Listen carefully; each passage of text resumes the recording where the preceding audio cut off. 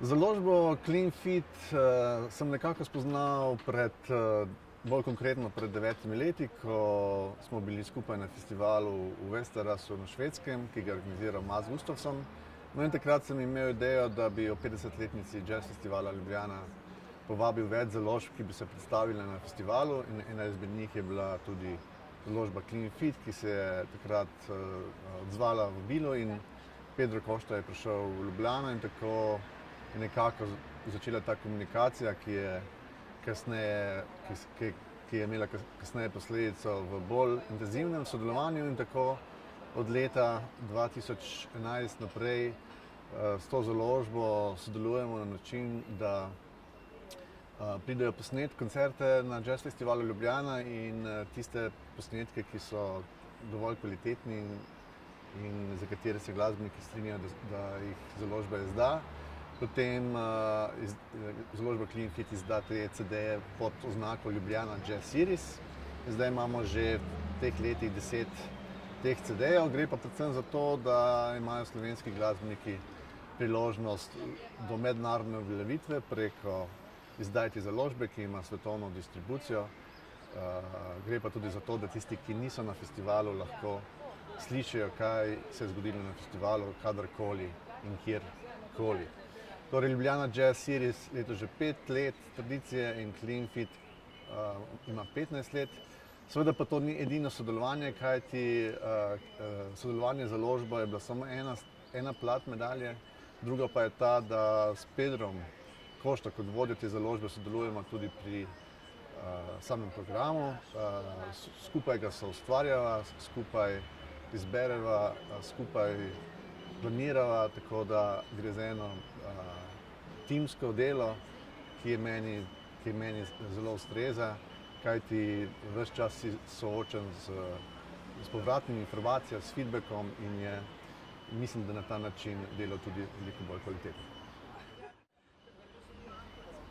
Ljubljanski jazzovski festival je seveda zelo povezan z drugimi festivali v Sloveniji, predvsem gre za te tri, rečemo temu, večje mednarodne festivale, kot je Jazz Cerkno, kot je Jazz Land in Jazz Festival Ljubljana. Nekako tradicionalno najbolje sodelujemo s festivalom Jazz Cerkno. Tako bi rekel, da je to kar neke vrste partnerski odnos. Veliko se pogovarjamo, debatiramo, skušamo dopolnjevati programe. Skratka, je en tak zgleden odnos, skupaj delujemo tudi nekako na mednarodnem področju.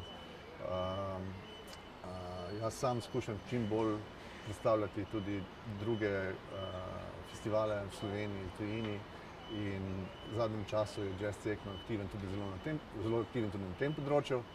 Z Jazz Landom je sodelovanje prav tako dobro.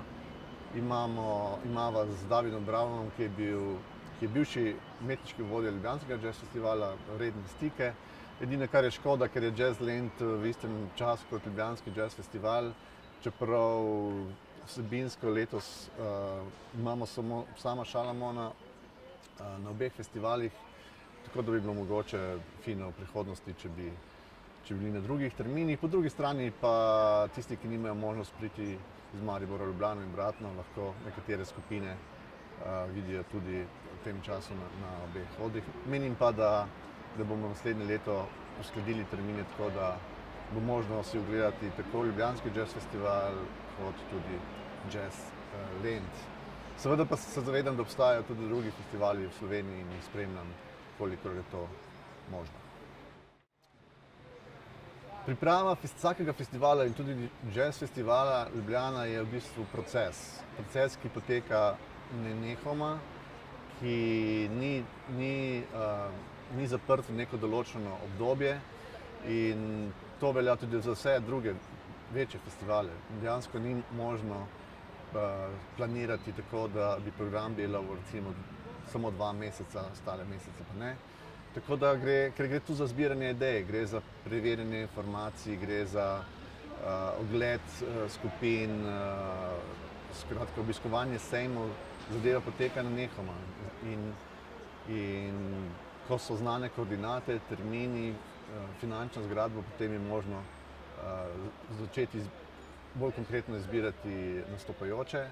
Najprej seveda v nekem širši zbor in potem tudi ožji izbor.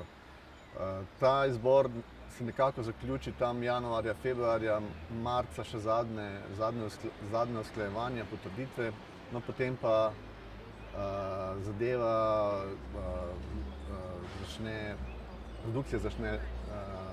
produkcija se začne s tem, da se seveda začne dogovarjati o vseh tehničnih zahtevah, promocijskih zadevah in tako naprej. Seveda pa tudi hkrati s planiranjem programa potekajo razne marketinške zadeve, kako festival umestiti, kako ga čim bolj obogatiti in tako naprej.